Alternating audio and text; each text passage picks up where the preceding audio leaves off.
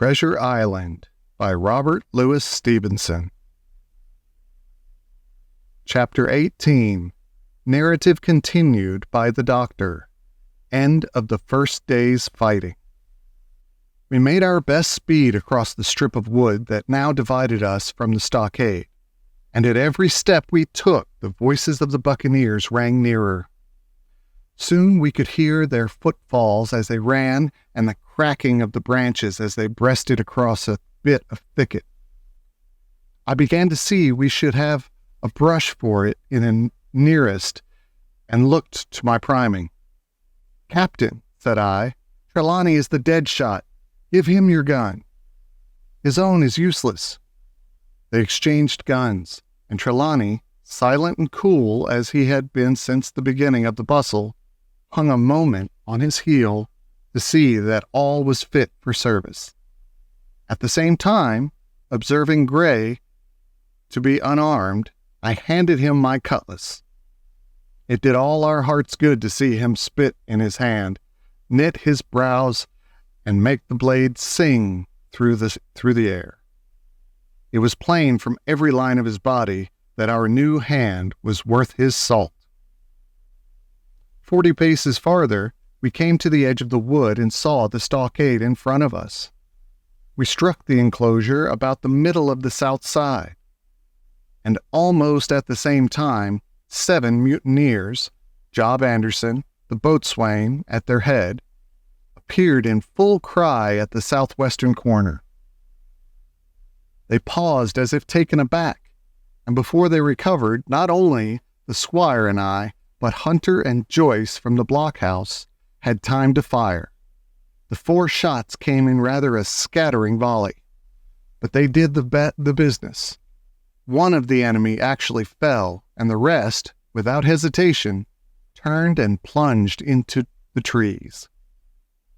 After reloading, we walked down the outside of the palisade to see to the fallen enemy. He was stone dead, shot through the heart. We began to rejoice over our good success when just at that moment a pistol cracked in the bush. A ball whistled close past my ear, and poor Tom Redruth stumbled and fell his length on the ground. Both the squire and I returned the shot, but as we had nothing to aim at, it is probable we only wasted powder. Then we reloaded and turned our attention to poor Tom. The captain and Gray were already examining him, and I saw with half an eye that all was over. I believe the readiness of our return volley had scattered the mutineers once more, for we were suffered without further molestation to get the poor old gamekeeper hoisted over the stockade and carried, groaning and bleeding, into the log house. Poor old fellow, he had not uttered one word of surprise, complaint, fear, or even acquiescence from the very beginning of our troubles till now. When we had laid him down in the log house to die, he had lain like a Trojan behind his mattress in the gallery. He had followed every order silently, doggedly, and well. He was the oldest of our party by a score of years, and now, sullen, old, serviceable servant, it was he that was to die. The squire dropped down beside him on his knees and kissed his hand, crying like a child. "Be I going, doctor?" he asked. "Tom, my man," said I, "you're going home." "I wish I had a lick at them with the gun first," he replied. "Tom," said the squire, "say you forgive me, won't you?" "Would that be respectful like, from me to you, squire?" was the answer. "Howsoever, so be it. Amen." After a little while of silence, he said he thought somebody might read a prayer. "It's the custom, sir," he added apologetically. And not long after, without another word, he passed away. In the meantime, the captain, whom I had observed to be wonderfully swollen about the chest and pockets, had turned out a great many various stores, the British colors, a Bible, a coil of stoutish rope, pen, ink, the log book, and pounds of tobacco. He had found a longish fir tree lying felled and trimmed in the enclosure, and with the help of Hunter he had set it up at the corner of the log house where the trunks crossed and made an angle. Then, climbing on the roof, he had with his own hand bent and run up the colors. This seemed mightily to relieve him. He re-entered the log house and set about counting up the stores as if nothing else existed. But he had an eye on Tom's passage for all that, and as soon as all was over, came forward with another flag and reverently spread it on the body. "Don't you take on, sir," he said, shaking the squire's hand. "All's well with him. No fear for a hand that's been shot down in his duty to captain and owner. It mayn't be good divinity, but it's a fact." Then he pulled me aside. "Dr. Livesey," he said, "how many weeks do you and Squire expect the consort?" I told him it was a question not of weeks but of months. That if we were not back by the end of August, Blandly was to send to find us, but neither sooner nor later. "You can calculate for yourself," I said. "Why, yes," returned the captain, scratching his head, "and making a large allowance, sir, for all the gifts of Providence. I should say we were pretty close hauled." "How do you mean?" I asked. "It's a pity, sir, we lost that second load." "That's what I mean," replied the captain. "As for powder and shot, we'll do, but the rations are short, very short. So short, Dr. Livesey, that we're perhaps as well without the extra month." And he pointed to the dead body under the flag. Just then, with a roar and a whistle, a round shot passed high above the roof of the log house and plumped far beyond us in the wood. "Aho!" said the captain. "Blaze away! You've little enough powder already, my lads." At the second trial, the aim was better, and the ball descended inside the stockade, scattering a cloud of sand, but doing no further damage. "Captain," said the squire, "the house is quite invisible from the ship. It must be the flag they're aiming at. Would it not be wiser to take it in?" "Strike my colors!" cried the captain. "No, sir, not I." And as soon as he had said the words, I think we all agreed with him, for it was not only a piece of stout, seamanly good feeling, it was good policy besides, and showed our enemies that we despised their cannonade. All through the evening they kept thundering away. Ball after ball flew over and fell short or kicked up the sand in the enclosure. But they had to fire so high that the shot fell dead and buried itself in the soft sand. We had no ricochet to fear, and though one popped in through the roof of the log house and out again through the floor, we soon got used to that sort of horseplay and minded it no more than cricket. "There is one good thing about all this," observed the captain. "The wood in front of us is likely clear. The ebb has made a good while. Our stores should be uncovered. Volunteers to go and bring in pork." Gray and Hunter were the first to come forward. Well armed, they stole out of the stockade, but it proved a useless mission. The mutineers were bolder than we fancied, or they put more trust in Israel's gunnery, for 4 or 5 of them were busy carrying off our stores and wading out with them to one of the gigs that lay close by, pulling an oar or so to hold her steady against the current. Silver was in the stern sheets in command, and every man of them was now provided with a musket from some secret magazine of their own. The captain sat down to his log, and here is the beginning of the entry.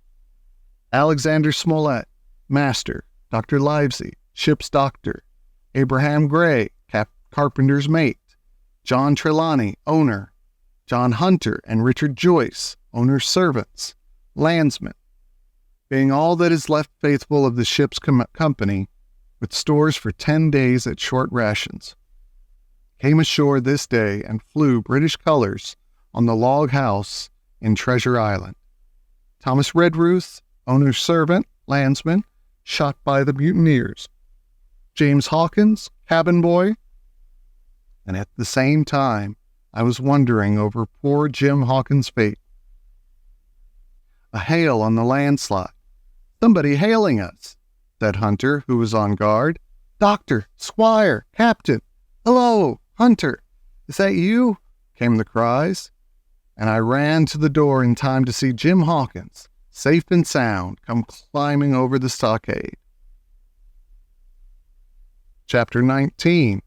Narrative resumed by Jim Hawkins. Garrison in the stockade. As soon as Ben Gunn saw the colors, he came to a halt, stopped me by the arm, and sat down. "Now," said he, "there's your friends, sure enough." "Far more likely it's the mutineers," I answered. "That," he cried. "Why, in a place like this, where nobody puts in but gentlemen of fortune, silver would fly the Jolly Roger. You don't make no doubt of that. No, that's your friends. There's been blows, too, and I reckon your friends has had the best of it. And here they are ashore in the old stockade, as was made years and years ago by Flint. Ah, he was the man to have a headpiece, was Flint. Bearing rum, his match were never seen. He were afraid of none, not he, only silver. Silver was that genteel." "Well," said I, "that may be so, and so be it, all the more reason that I should hurry on and join my friends." "Nay, mate," returned Ben, "not you. You're a good boy, or I'm mistook. But you're only a boy, all told. Now, Ben Gunn is fly. Rum wouldn't bring me there, where you're going. Not rum wouldn't, till I see you're born gentleman and gets it on his word of honor. And you won't forget my words. Precious sight, that's what you'll say. A precious sight more confidence." And then nips him. And he pinched me the third time with the same air of cleverness. "And when Ben Gunn is wanted, you know where to find him, Jim. Just where you found him today. And him that comes is to have a white thing in his hand. And he's to come alone. Oh, and you'll say this, Ben Gunn, says you, has reasons of his own." "Well," said I believe I understand. You have something to propose, and you wish to see the squire or the doctor, and you're to be found where I found you. Is that all? And when, says you, he added. "Why, from about noon observation to about 6 bells. "Good," said I. "And now may I go?" "You won't forget?" he inquired anxiously. "Precious sight. And reasons of his own, says you. Reasons of his own. That's the mainstay, as between man and man. Well then," still holding me, "I reckon you can go, Jim. And Jim, if you was to see silver, you wouldn't go for to sell Ben Gunn? Wild horses wouldn't draw it from you? No, says you. And if them pirates camp ashore, Jim, what would you say but there'd be widders in the morning?" Here he was interrupted by a loud report, and a cannonball came tearing through the trees and pitched in the sand, not 100 yards from where we two were talking. The next moment each of us had taken to his heels in a different direction. For a good hour to come frequent reports shook the island, and balls kept crashing through the woods. I moved from hiding place to hiding place, always pursued, or so it seemed to me, by these terrifying missiles.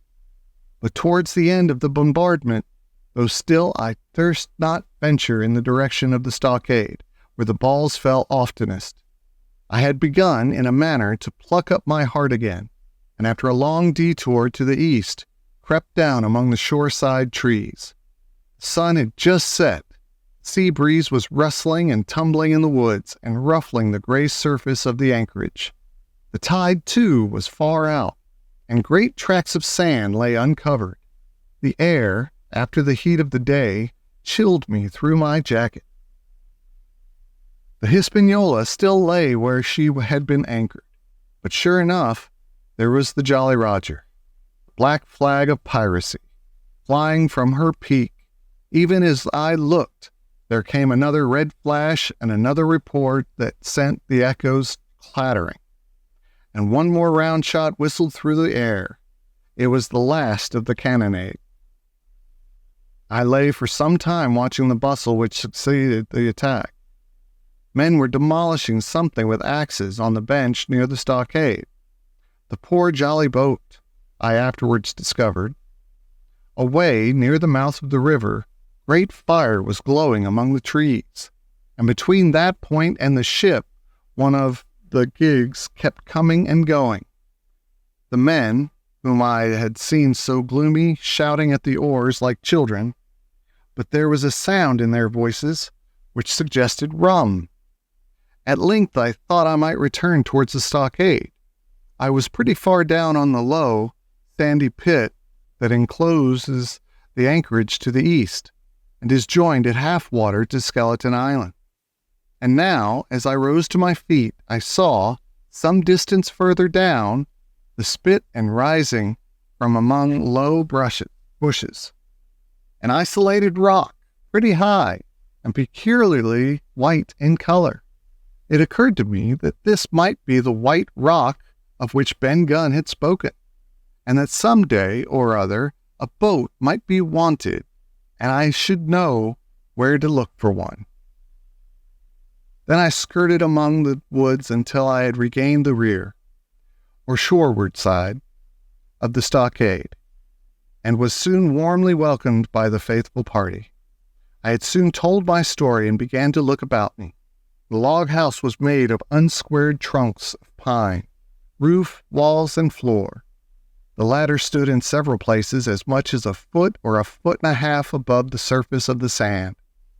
There was a porch at the door, and under this porch the little spring welled up into an artificial basin of a rather odd kind, no other than a great ship's kettle of iron, with the bottom knocked out and sunk to her bearings, as the captain said, among the sand. Little had been left besides the framework of the house, but in one corner there was a stone slab laid down by way of hearth and an old rusty iron basket to contain the fire. The slopes of the knoll and all the inside of the stockade had been cleared of timber to build the house, and we could see the stumps what a fine and lofty grove had been destroyed. Most of the soil had been washed away or buried in drift after the removal of the trees. Only where the streamlet ran down from the kettle, a thick bed of moss and some ferns and little creeping bushes were still green among the sand. Very close around the stockade, too close for defense, they said, the wood still flourished high and dense, all of fir on the land side, but towards the sea with a large admixture of live oaks. The cold evening breeze, of which I have spoken, whistled through every chink of the rude building and sprinkled the floor with a continual rain of fine sand.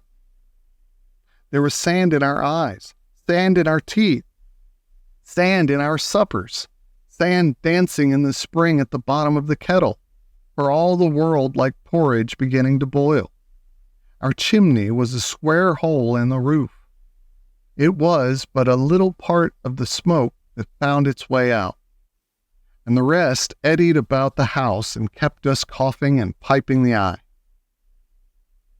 Add to this that Gray, the new man, had his face tied up in a bandage for a cut he had got in breaking away from the mutineers, and that poor old Tom Redruth, still unburied, lay along the wall, stiff and stark under the Union Jack. If we had been allowed to sit idle, we should all have fallen in the blues, but Captain Smollett was never the man for that. All hands were called up before him, and he divided us into watches. The doctor and Gray and I for one, Squire, Hunter, and Joyce upon the other. Tired though we all were, 2 were sent out for firewood. 2 more were set to dig a grave for Redruth. The doctor was named cook. I was put sentry at the door, and the captain himself went from one to another, keeping up our spirits and lending a hand wherever it was wanted. From time to time the doctor came to the door for a little air, and to rest his eyes, which were almost smoked out of his head, and whenever he did so, he had a word for me. "That man Smollett," he said once, "is a better man than I am. And when I say that, it means a deal, Jim." Another time he came and was silent for a while. Then he put his head on one side and looked at me. "Is this Ben Gunn a man?" he asked.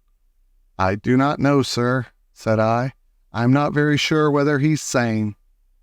"If there's any doubt about the matter, he is," returned the doctor. "A man who has been 3 years biting his nails on a desert island, Jim, can't expect to appear as sane as you or me. It doesn't lie in human nature." "Was it cheese you said he had a fancy for?" "Yes, sir, cheese," I answered. "Well, Jim," says he, "just see the good that comes of being dainty in your food. You've seen my snuff box, haven't you? And you never saw me take snuff. The reason being that in my snuff box I carry a piece of Parmesan cheese, a cheese made in Italy, very nutritious. Well, that's for Ben Gunn." Before supper was eaten, we buried Tom in the sand and stood round him for a while, bareheaded in the breeze. A good deal of firewood had been got in, but not enough for the captain's fancy, and he shook his head over it and told us we must get back to this tomorrow rather livelier. Then we had eaten our pork, and each had a good stiff glass of brandy grog. The 3 chiefs got together in a corner to discuss our prospects. It appears they were at their wits' end what to do, the stores being so low that we must have been starved into surrender long before help came. But our best hope, it was decided, was to kill off the buccaneers until they either hauled down their flag or ran away with the Hispaniola. From 19 they were already reduced to 15. 2 others were wounded, and one, at least, the man shot beside the gun, severely wounded, if he were not dead. Every time we had a crack at them, we were to take it, saving our own lives, with the extremest care.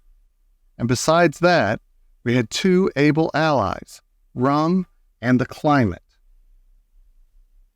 As for the first, though we were about half a mile away, we could hear them roaring and singing late into the night.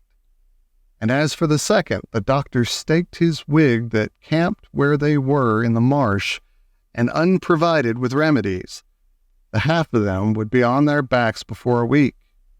"So," he added, "if we are not all shot down first, they'll be glad to be packing in the schooner. It's always a ship, and they can get to buccaneering again, I suppose. First ship that ever I lost, said Captain Smollett. "I was dead tired, as you may fancy, and when I got to sleep, which was not till after a great deal of tossing, I slept like a log of wood. The rest had long been up, and had already breakfasted and increased the pile of firewood by about half as much again, when I was wakened by a bustle and the sound of voices. 'Flag of truce!'